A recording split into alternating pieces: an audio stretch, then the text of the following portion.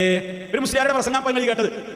അള്ളാന്റെ റസൂൽ പറഞ്ഞിട്ടുണ്ട് പോലും, എന്ത്, ആരെങ്കിലും ഇസ്ലാമിൽ ഒരു നല്ല ആചാരം കൊണ്ടുവന്നാൽ അത് കൊണ്ടുവന്നവർക്ക് അതിന്റെ കൂലിണ്ട്, അതനുസരിച്ച് പിൽക്കാലത്ത് പ്രവർത്തിക്കുന്നവർക്കും അതിന്റെ കൂലിണ്ട്. പിന്നെ എന്തിനാണ് നിങ്ങൾ ഈ സമൂഹത്തിൽ പലതും പുതിയതായിട്ട് ആൾക്കാർ നല്ല കാര്യങ്ങൾ ചെയ്യുമ്പോൾ നിങ്ങൾ എതിർക്കുന്നത് എന്തിനാണ് മൗലൈമാരേ എന്നാണ് ചോദ്യത്തിന്റെ മറുവശം. അതാണ് ഞാൻ പറയുന്നത്. കടുത്ത ദുർവ്യാഖ്യാനാണ് ഈ പറയുന്നത്.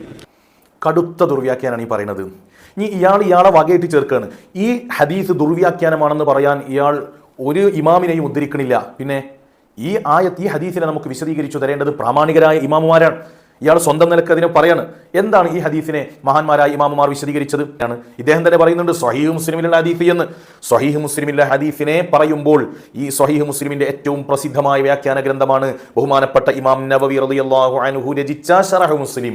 എന്താ ശറഹ് മുസ്ലിമിൽ ബഹുമാനപ്പെട്ട ഇമാം നവവി തങ്ങൾ ഈ ഹദീസിനെ വിശദീകരിച്ച് പറഞ്ഞത്? ബഹുമാനപ്പെട്ടവർ പറഞ്ഞ എന്താണ്? ഈ ഹദീസിൽ ഈ ഹദീസിലുണ്ട് അൽ ഹസ്സു അലൽ ഇബ്തിദാഇ ബിൽ ഖൈറാത്ത്, പുതിയതായ കാര്യത്തെ തുടങ്ങാം എന്ന് ഈ ഹദീസിൽ തെളിവാണ്. എങ്ങനെ പുതിയതായ ഒരു കാര്യത്തെ തുടങ്ങാം എന്ന് ഈ ഹദീസിൽ തെളിവാണ്. പിന്നെ വസന്നുസ്സനലിൽ ഹസനാത്ത്, പുതിയതായ കാര്യങ്ങളെ ചര്യയാക്കാം എന്നും ഈ ഹദീസ് തെളിവാണ് എന്ന് ഇമാമുമാരാണ് വിശദീകരിക്കുന്നത്. ഇത് ദുർവ്യാഖ്യാനം ഞങ്ങൾ പറയുന്നത്. എന്നിട്ട് നിങ്ങൾ പറയുന്ന ഈ പൊട്ടപ്പോയത്തമാണ് യഥാർത്ഥ വ്യാഖ്യാനം.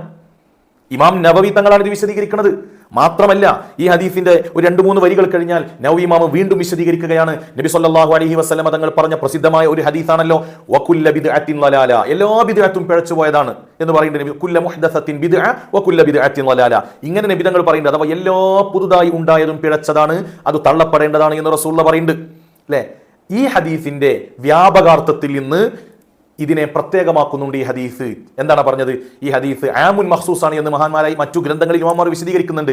എല്ലാ ബിദ്അത്തും പിഴച്ചതാണ് എന്ന നബി സല്ലല്ലാഹു അലൈഹി വസല്ലം തങ്ങളുടെ വാക്കിനെ തഖ്സീസാക്കുന്നുണ്ട് എന്ന് പറഞ്ഞാൽ മൻ സന്ന ഫിൽ ഇസ്ലാമി സുന്നത്തൻ ഹസനത്തൻ എന്ന് പറഞ്ഞാൽ നല്ല കാര്യങ്ങളൊക്കെ പുതുതായിട്ട് കൊണ്ടുവരാം, സുന്നത്തൻ ഹസനത്തിനെ പുതുതായിട്ട് കൊണ്ടുവരാം. അപ്പൊ നബി തങ്ങൾ ഈ പറഞ്ഞതോ അത് ബാത്തിലായ ബിദ്അത്തിനെ പറ്റിയാണ് നബി ഇമാം വിശദീകരിക്കുന്നത്. വായിക്കാം. വഫി ഹാദൽ ഹദീസി തഖ്സീസു ഖൗലിഹി സ്വല്ലല്ലാഹു അലൈഹി വസല്ലമ കുല്ല മുഹദസത്തിൻ ബിദ്അ വകുല്ല ബിദ്അത്തിൻ ളലാല എന്ന വാക്കിനെ തഖ്സീസാക്കുന്നുണ്ട്. വ അന്നൽ മുറാദ ബിഹി, അപ്പോൾ റസൂലുള്ളാഹി പറഞ്ഞതിന്റെ ഉദ്ദേശം എന്താണ്?